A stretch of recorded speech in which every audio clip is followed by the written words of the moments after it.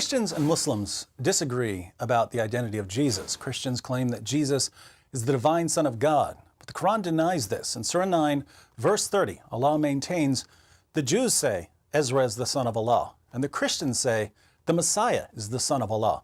These are the words of their mouths. They imitate the saying of those who disbelieved before. May Allah destroy them, how they are turned away. According to this verse, when Christians call Jesus the Son of God, we're imitating those who disbelieved before. We're imitating the pagans. But this is just nonsense, because Jesus was identified as the Son of God by an unparalleled cloud of witnesses. Let's consider a few of these witnesses. Jesus was baptized by John the Baptist, and in Matthew 3, when Jesus comes out of the water, the Spirit of God descends as a dove, and a voice out of the heavens declares, "This is my beloved Son, in whom I am well pleased." A voice out of the heavens says, "This is my beloved Son," which means that the voice was the voice of the Father.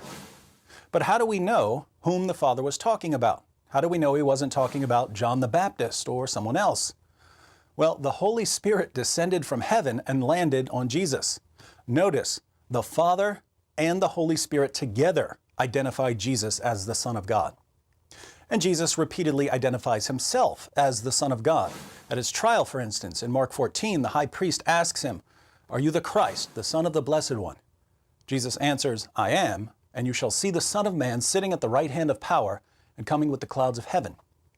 So Father, Son, and Holy Spirit are in complete agreement that Jesus is the Son of God. In Luke 1, the angel Gabriel says to Mary, "Do not be afraid, Mary, for you have found favor with God, and behold, you will conceive in your womb and bear a son, and you shall call his name Jesus. He will be great and will be called Son of the Most High." Jesus is to be called Son of the Most High, according to Gabriel, chief spokesman of the angels. What about the prophets? John the Baptist was a prophet, according to both Christianity and Islam. In John 1, he tells his followers about Jesus and says, "I myself have seen and have testified that this is the Son of God." That's the testimony of the prophets. How about Jesus' apostles? At the end of John 1, the apostle Nathanael says to Jesus, "Rabbi, you are the Son of God, you are the King of Israel." In Matthew 16, Jesus asks his disciples, "Who do you say that I am?" Peter answers, "You are the Christ, the Son of the living God." Now, if Jesus were just a prophet, this would have been a really good time to rebuke Peter. Instead, Jesus says to him, "Blessed are you, because flesh and blood did not reveal this to you, but my Father who is in heaven."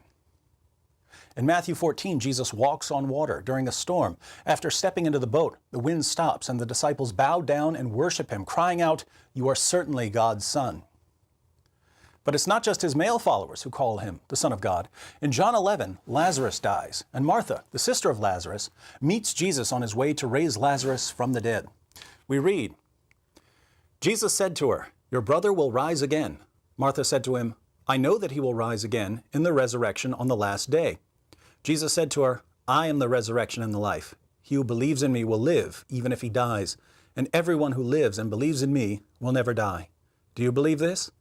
She said to him, "Yes, Lord, I have believed that you are the Christ, the Son of God, even he who comes into the world." Martha and the apostles and John the Baptist were all Jews. But even some of the Romans called Jesus the Son of God. When Jesus died by crucifixion, there was an earthquake, and the Roman centurion and those who were with him shouted, "Truly, this was the Son of God." Interestingly, demons would call Jesus the Son of God as he was casting them out of people. Now think about the diversity of witnesses we have. The Father identifies Jesus as the Son of God.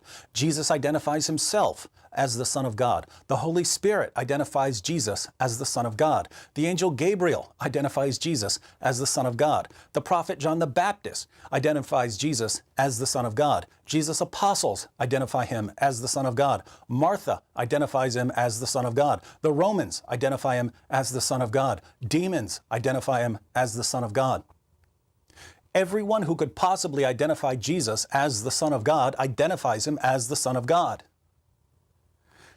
600 years later, Muhammad comes along and tells his followers that Jesus was not the Son of God. And this proves that Muhammad was a false prophet.